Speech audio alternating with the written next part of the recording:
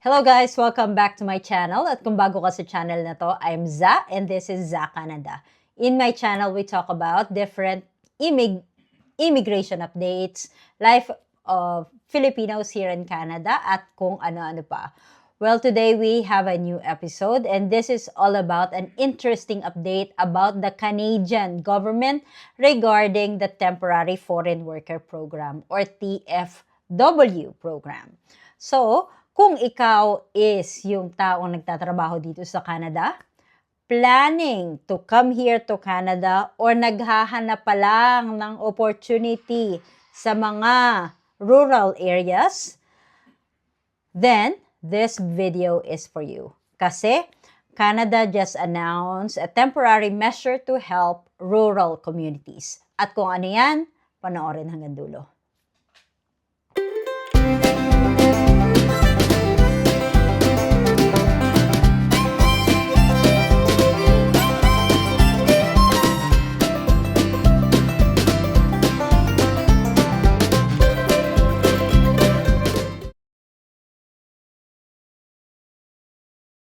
Alright, thank you so much mga nag-subscribe sa akin lately. At kung hindi pa, mag-subscribe na kayo. Well, so going back to this topic, what is Temporary Foreign Worker Program? Ano nga ba talaga ang TFW? Or para kanino siya? Well, Temporary Foreign Worker allows Canadian employers to hire foreign workers if they cannot find any Canadian or permanent residents to fill the job. So, kung walang mga Canadian worker, the employer can apply to hire someone from another country. Well, let's take a look at the examples of industries that rely heavily on this program. So, the first is agriculture. Siyempre, yung mga nagtatrabaho sa farm. Food processing. Construction, hospitality, and healthcare support. And sometimes education din.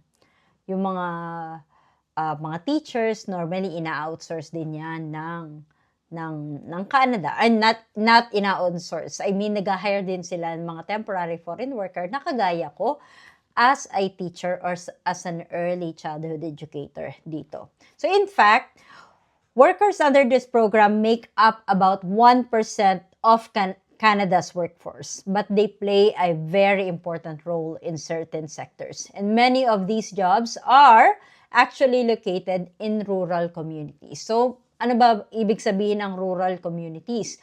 Rural communities are those places here in Canada na wala pang masyadong tao or province ng Canada. So we have Greater Toronto Area, GTA, or Metro Vancouver, or yung kung saan nga kami nakatira ngayon.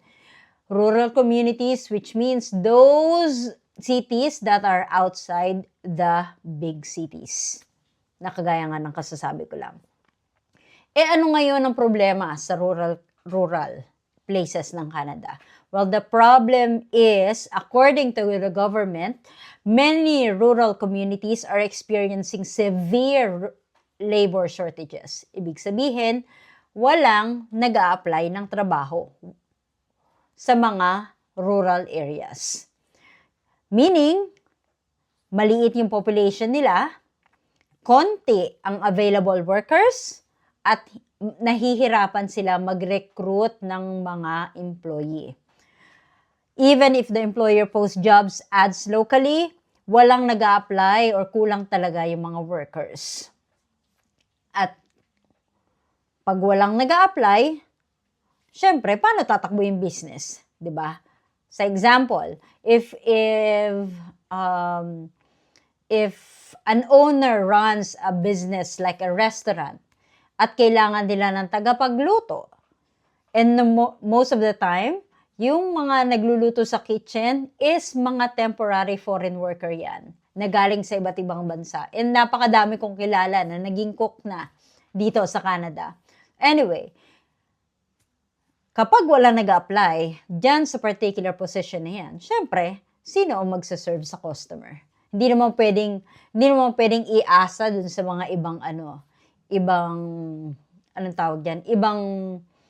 empleyado. Kasi, magsasuffer yung productivity productivity, and at the same time, kung magsasuffer yung productivity, then walang kikitain yung particular business. So, because of that, again, restaurants struggle to stay open, farms struggle to operate. Siyempre, hindi makapag-operate yung farm. Well, there was this video I saw on YouTube as well, na since na walang masyadong foreign worker na nag-a-apply dun sa trabaho nga ng agricultural job doon, so hindi sila masyadong makapag-produce ng sapat na gatas para dun sa na normally na po-produce nila para masupplyan nila yung bawat supermarket na nag-order para sa kanila. Di ba? Siyempre, kung walang gagawa, hindi sila makakapag-produce. Anyway, and next one is local businesses struggle to grow. Siyempre, kapag konti yung kita, paano lalaki yung business? Hindi mag-e-expand or hindi makakapag-generate ng revenue. Diba? That's why, and this is why, the government announced targeted temporary measures to help rural employers deal with these shortages while still ensuring Canadians are prioritized for jobs. So now, let's talk about the actual update. Starting April 1 of 2026, certain rural employers will be allowed more flexibility when hiring foreign workers. So magkakaroon na ng konting adjustment sa mga rural areas when it comes to hiring foreign workers. So one major change is the increase in the cap for low-wage foreign workers. For example, employers are only allowed to have 10% of their workforce as low-wage temporary foreign workers. But under the temporary measure, rural employers may increase that cap to 15%. Okay, so ganito yan. For example, may 20 employees ang isang kumpanya. Dati, before April 1 of 2026, they can only hire for 20 employees, they can only hire 2 temporary foreign workers. But in this particular measure, this temporary measure, then pwede na silang mag-hire ng 3. Okay? But it may sound small for small businesses, but in rural areas, it will make a lot of difference. Okay? But why Canada is doing this? Kasi nga, 'di ba? Last time, kung naaalala nyo, Government of Canada is doing a lot of cuts when it comes to temporary residents. Kumbaga, binabawasan nila yung mga tao na dumarating dito as a temporary foreign worker or as an international student. Ginagawa pa rin naman yan ngayon. But at the same time, some companies or some regions desperately need workers kasi wala talagang nag-a-apply. As in wala. Okay? Kung meron man, most of the time they are not qualified for the job kasi there's still a process. Even before they hire a foreign worker, the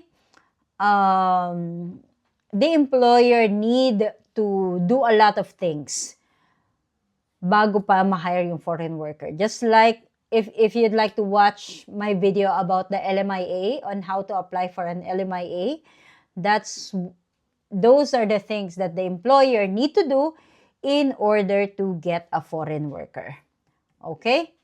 But what this means for foreign workers, ano bang ibig sabihin yan para sa ating mga Pilipino?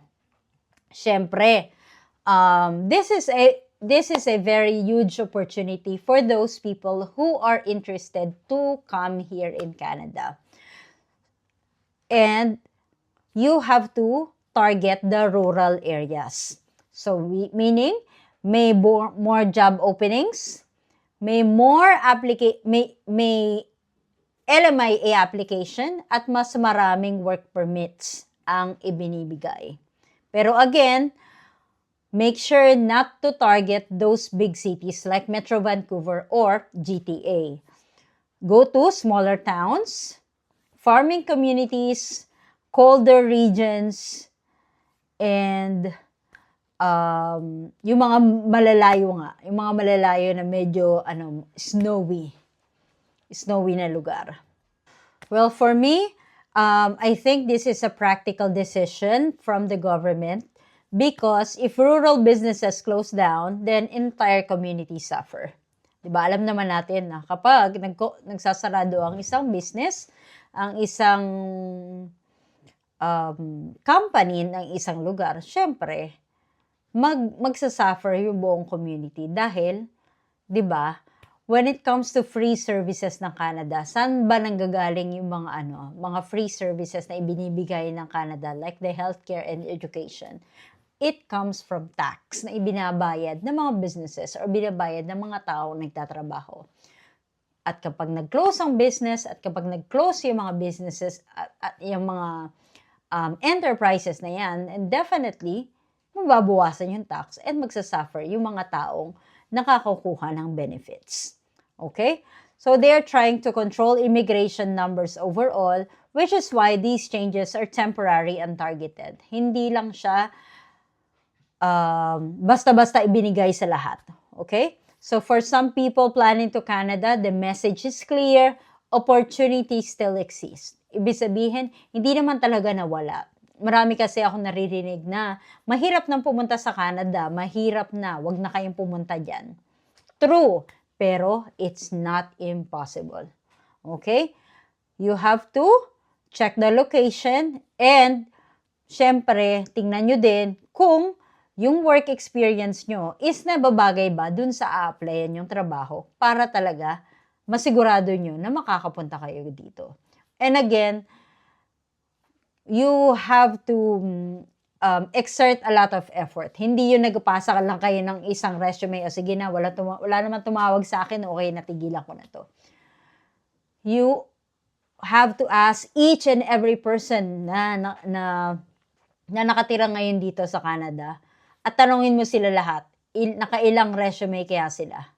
Siguro, dun sa mga lucky people, may mga nag-refer siguro sa kanila, nakapasok agad sila dito sa Canada. But, personal experience, siguro, 500 pataas na yung naipasa kong resume dito as a teacher or as an early childhood educator dito sa Canada. So, hindi lang pa isa-isa. So, kung kaya nyong lumibo or kaya nyong maging 500, may tatawag dyan. Okay? So, that should be it for the temporary foreign worker program and rural, in rural communities or rural employers. So, if you like this video, please don't forget to like and subscribe and mag-comment kayo. Tama ba tong temporary measure na iginawa ng Canada? Let me know. Comment. Okay? So that should be it for now. Thank you so much for watching. At laging tatandaan, hindi kailangan maraming pera, basta may peace of mind. Goodbye. Until next time.